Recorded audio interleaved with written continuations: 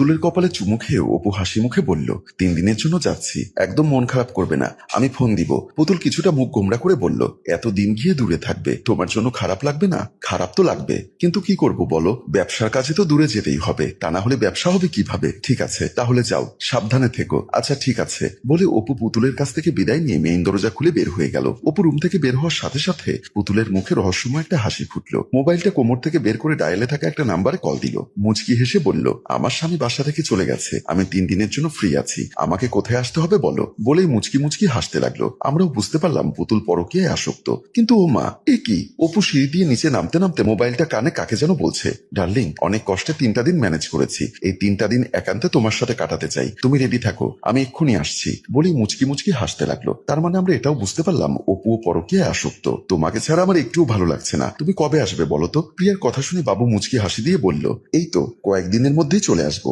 আমি কিন্তু আজকে বাবার বাড়িতে যাব। যাও তোমার বাবার বাড়িতে যাও, 4-5 দিন থেকে এসো, তুমি না অনেক ভালো, আমার কষ্টটা বুঝতে পারো, আমার যে একা একা থাকতে কষ্ট হচ্ছে, আমি বাবার বাড়িতে গেলে মনটা আমার ভালো থাকবে, সেটা তুমি বুঝতে পারো। ঠিক আছে, তুমি তোমার বাবার বাড়িতে যাওয়ার আগে দরজা তালা মেরে যেও, আমি আগে আগে যদি চলে আসি আমার কাছে চাবি আছে, বাসায় ঢুকতে সমস্যা হবে না। আচ্ছা ঠিক আছে, আমি দরজায় তালা মেরেই যাবো। আর শোনো, তুমি আসলে কিন্তু আমাকে ফোন দিবে। আচ্ছা ঠিক আছে, ফোন দিব। তারপর দুজনে হাসি মুখে কথা বলতে লাগলো। কিছু সময় পর কলিং বেলের শব্দে প্রিয়া দরজা খুলে দিল। হাসি মুখে অপু বাসার ভেতরে প্রবেশ করেই প্রিয়াকে জড়িয়ে ধরলো। সে নিজেকে ছাড়িয়ে নিয়ে বলল, কি করছো, পাগল হয়ে গেলে নাকি? সত্যি আমি পাগল হয়ে গেছি, তোমাকে দেখলেই আমি পাগল হয়ে যাই, আমার মাথা ঠিক থাকে না, সব এলোমেলো হয়ে যায়। আচ্ছা পাগলামি যা করার বেডরুমে গিয়ে করো, এখানে কিছু করো না। ঠিক আছে চলো বেডরুমে চলো। বলেই আবার প্রিয়াকে জড়িয়ে ধরলো। এত পাগলামি করো না, দরজাটা তো বন্ধ করতে দিবে। আচ্ছা ঠিক আছে, দরজা বন্ধ করো। প্রিয়া দরজা বন্ধ করে দুজন খুশি মনে বেডরুমের দিকে চলে গেল। বেডরুমের ভেতরে ঢুকে বিছানার কাছে আসতেই অপু আবারও প্রিয়াকে জড়িয়ে ধরে আদর করতে চাইলো। এবার অপুকে বাধা দিয়ে বলল, এত উতলা হইও না, আমি তোমার জন্য তোমার পছন্দের পায়েস রান্না করেছি,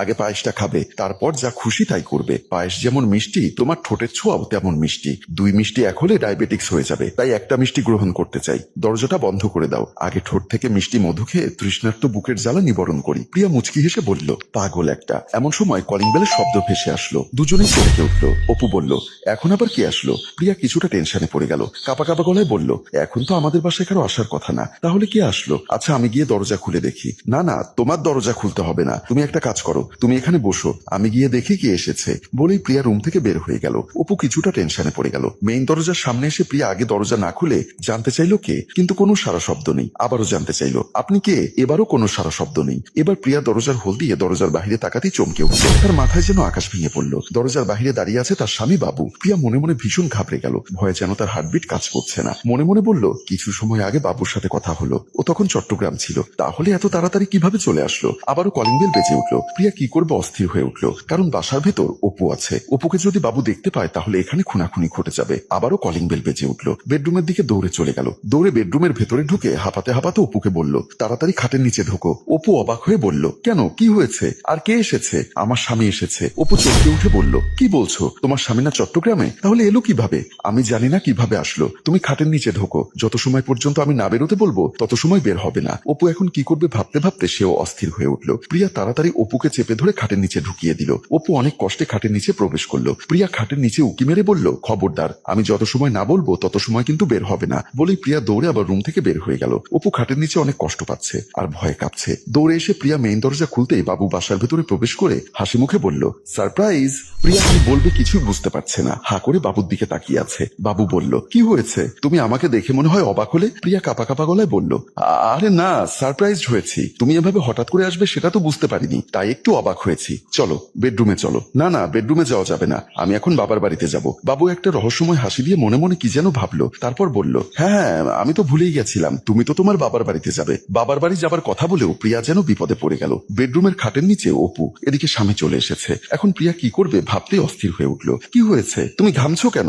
যাও তাড়াতাড়ি আমার শ্বশুর আব্বাকে দেখে এসো, শুনেছি তার শরীরটা নাকি একটু অসুস্থ। প্রিয়া এখন কি বলবে বুঝতে পারছে না। বাবার বাড়ির কথা বলেও ফেসে গেল, আবার কথা ফিরিয়েও নিতে পারছে না, তাই আমতা আমতা করে বলল, আমার শরীরটা এখন একটু খারাপ লাগছে, কালকে যাব। আরে কালকে গেলে হবে না, এখন যাও, আমি এখন খুব ক্লান্ত, আমি এখন গোসল করে ফ্রেশ হয়ে একটা ঘুম দিব, তুমি রাতের মধ্যে চলে আসবে, তারপর রাতে যা করার আমরা তাই করব। প্রিয়ার মাথায় যেন কাজ করছে না। এদিকে বাবু ভীষণ জোরাজুরি করছে। শেষ পর্যন্ত এক প্রকার জোর করেই বাবু প্রিয়াকে রুম থেকে বের করে দিল। বাবু দরজাটা আটকে দিয়ে রহস্যময় একটা হাসি দিয়ে বেডরুমের দিকে চলে গেল। প্রিয়া বাহিরে এসে কি করবে কিছুই তার মাথায় ধরছে না। এখন নিশ্চিত ধরা খাবে, হয়তো এটা ভাবতেই তার মাথায় কাজ করছে না। অস্থির হয়ে দরজার সামনে পায়চারি করতে লাগলো, কিন্তু কোনো কুলকিনারা খুঁজে পাচ্ছে না। মনে মনে ভাবলো অপু বুদ্ধিমান ছেলে, নিশ্চয়ই খাটের নিচ থেকে বের হবে না। বাবু যখন ঘুমিয়ে পড়বে তখনও বের হয়ে চলে যেতে পারবে। আমি এখন বাবার বাড়িতে চলে যাই, 2 ঘন্টা পরেই চলে আসবো। ভাবতে ভাবতে প্রিয়া বাড়ি থেকে বের হয়ে গেল। বাবু রুমের ভিতর ঢুকে বিছানার কাছে এসে দাঁড়ালো, পকেটে হাত দিয়ে মোবাইলটা বের করে ডায়ালে থাকা নাম্বারে কল দিল। অপু বাবুর হাঁটা চলা দেখে ভীষণ ভয় পেয়ে গেল। টেনশনের মধ্যে কি করবে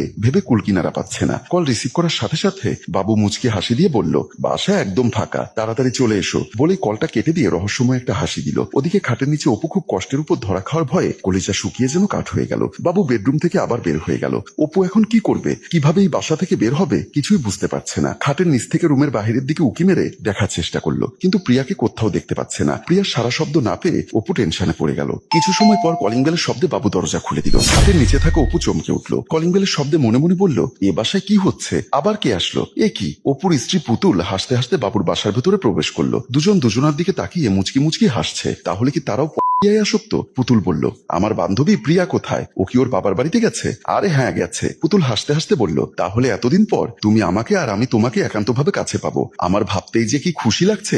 চলো বেডরুমে যাই। ঠিক আছে চলো। বলে দুজনে বেডরুমের দিকে পা বাড়াবে এমন সময় আবার কলিং বেল বেজে উঠলো। দুজনেই চমকে উঠে দাঁড়িয়ে গেল। পুতুল কাপা কাপা গলায় বলল, এখন আবার কে আসলো? বাবু কিছুটা ভয় পেয়ে বলল, আমিও তো বুঝতে পারছি না এখন কে আসলো। আচ্ছা তুমি দাঁড়াও, আমি দেখি কে আসলো। বাবু দরজার সামনে এসে দরজার হোল দিয়ে বাহিরে তাকাতেই চমকে উঠলো। চমকে উঠেই তার চোখ বড় বড় হয়ে গেল। দরজার বাহিরে দাঁড়িয়ে আছে প্রিয়া। বাবু যেন ভয় নিস্তব্ধ হয়ে গেল। পুতুল জানতে চাইলো, কে